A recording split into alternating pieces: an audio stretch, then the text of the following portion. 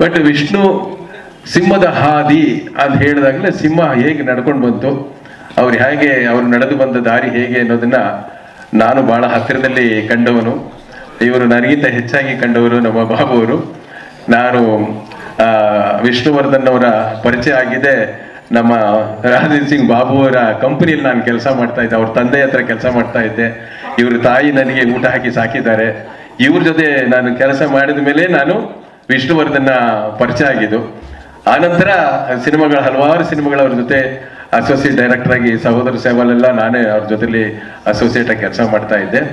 ವಿಷ್ಣುವರ್ಧನ್ ಅವರು ಕೆಲಸಕ್ಕೆ ಬೆಲೆ, ಅವರು ಆಗ್ಲೇ ಹೇಳಿದ್ದಾರೆ, ಒಬ್ಬ ಡೈರೆಕ್ಟರ್ಗೆ ಒಂದು ಕತೆಗೆ ಸ್ಕ್ರಿಪ್ಟ್ಗೆ ಬೆಲೆ ಕೊಡುವಂತ ಒಬ್ಬ ಕಲಾವಿದ ಅಂತಂದ್ರೆ ಅದು ವಿಷ್ಣುವರ್ಧನ್. ಅವ್ರು ಹೇಳಿದ್ದಾರೆ, ಅವ್ರು ನಿಜವಾಗ್ಲೂ ಅವರ ಭಾಷೆ ಅಷ್ಟು ಸ್ಪಷ್ಟವಾಗಿದೆ ಅನ್ನೋದು 100ಕ್ಕೆ 100 ಸತ್ಯ.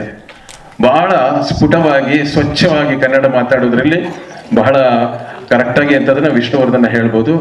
ಸುಂದರವಾದ ಮುಖವುಳ್ಳಂತ ಬಹಳ ನಿಜವಾದ ಒಬ್ಬ ನಾಯಕ ನಟ. ಅವರೆಲ್ಲಿದ್ದ ಗುಣಗಳು, ಮೊದಲನೇದಾಗಿ ಹೆಣ್ಣಿಗೆ ಕೊಡ್ತಕ್ಕಂಥ ಒಂದು ಗೌರವ ಅವರಲ್ಲಿ ಬಹಳ ಇತ್ತು ಅವ್ರಿಗೆ. ಅದಕ್ಕೆ ನಿಜವಾಗ್ಲೂ ನಾವು ಮೆಚ್ಚಲೇಬೇಕು. ನಾನು ಒಂದು ಪ್ರೇಮದ ಕಥೆ ಅಂತ BR ಲಕ್ಷ್ಮಣ್ ಅವರು ಒಂದು ಕತೆ ಮಾಡಿದ್ದೆ, ಪ್ರಜಾವಾಣಿ ವಾರಪತ್ರಿಕೆಯಲ್ಲಿ ಬಂದಿದ್ದು. ಅದು ಮಾಡಿದ ಮೇಲೆ 1-2 ವರ್ಷ ಕೆಲಸ ಇರಲಿಲ್ಲ, ಮನೇಲಿ ಕೂತಿದ್ದೆ. ಆಮೇಲೆ ಒಂದು ಸಿನಿಮಾ ಬಂತು, ವಿಜಯ ವಿಕ್ರಮ ಅಂತ ಹೇಳಿ. ಆ ವಿಜಯ ವಿಕ್ರಮದಲ್ಲಿ 2 ಪಾತ್ರಗಳನ್ನ ವಿಷ್ಣುವರ್ಧನ್ ಅವರು ಪಾತ್ರ ಮಾಡಿದ್ರು.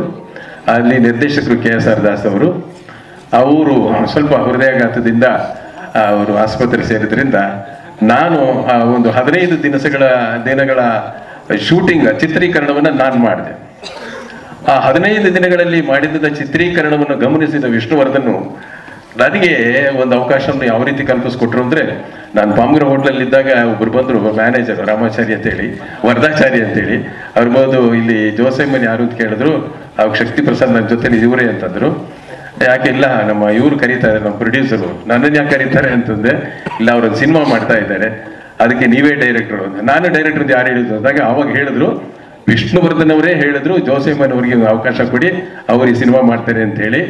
ಅವರು ರೆಕಮೆಂಡ್ ಮಾಡಿದ ನನ್ನ ಇಂಡಿಪೆಂಡೆಂಟ್ ಆಗಿ ವಿಷ್ಣುವರ್ಧನ ನಾನು ನಿರ್ದೇಶನ ಮಾಡಿದ ಚಿತ್ರ ನನ್ನ ರೋಷ 100 ವರ್ಷ.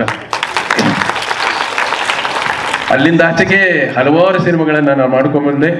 ಕೊನೆಗೆ ನಿರಂತರವಾಗಿ ಅವರಿಗೆ ಹೆಸರು ಉಳಿಸಿದಂಥದ್ದು ಸಾಹಸ ಸಿಂಹ ಚಿತ್ರ ಮಾಡಿದ್ದು. ಸಾಹಸ ಸಿಂಹ ಚಿತ್ರ ಮಾಡುವಾಗ ಬಹಳಷ್ಟು ಕಷ್ಟಪಟ್ಟರು ಅವರು. ಪ್ರೊಡ್ಯೂಸರ್ ಹತ್ರ ಅವರು ಹೇಳ್ದಾಗೆ ಪ್ರೊಡ್ಯೂಸರ್ ಹತ್ರ ಕಾಸಿರ್ಲಿಲ್ಲ. ಡೈರೆಕ್ಟ್ರು ದೊಡ್ಡಬಳ್ಳಾಪುರದವರು ಒಬ್ಬರು ಗೋಪಾಲ್ ಥಿಯೇಟರ್ ಇತ್ತು ಯಶವಂತಪುರದಲ್ಲಿ. ಡೈಲಿ ಸಂಜೆ ಥಿಯೇಟರ್ ಕಲೆಕ್ಷನ್ ಎಲ್ಲ ತಗೊಂಡ್ಬಂದು ಚಿತ್ರೀಕರಣ ಮಾಡ್ತಾ ಇದ್ರು. ಅವಾಗೆಲ್ಲ ಪಾಪ ವಿಷ್ಣುವರ್ಧನ್ ಜೊತೆಗಿದ್ದು ಕಾಸನ್ನ ಪಕ್ಕಕ್ಕಿಟ್ಟು ಕಥೆಗೆ ಗಮನ ಕೊಟ್ಟು ನಿರ್ದೇಶನಿಗೆ ಬೆಲೆ ಕೊಟ್ಟು ಆ ನಿರ್ಮಾಪಕರಿಗೂ ಬೆಲೆ ಕೊಟ್ಟು ಕಷ್ಟಪಟ್ಟು ಬೇವರು ಸುರಿಸಿ ಕಷ್ಟಪಟ್ಟು ಸಿನಿಮಾ ಮಾಡಿದಂಥ ಸಿನಿಮಾ ಅದು ಸಾಹಸ ಸಿಂಹ. ನಿಜವಾಗ್ಲೂ ಅದು ಅವರಿಗೆ ಹೆಸರಿಗೆ ತಕ್ಕ ಹಾಗೆ ಸಾಹಸ ಸಿಂಹ ವಿಷ್ಣುವರ್ಧನ್ ಅನ್ನೋ ಬಿರುದು ಕೂಡ ಅವ್ರಿಗೆ ಸಿಕ್ತು. ಅದು ಬಹಳ ಖುಷಿ, ಯಾವತ್ತಿಗೂ ನಾನು ಮರೆಯೋಕ್ಕಾಗಲ್ಲ.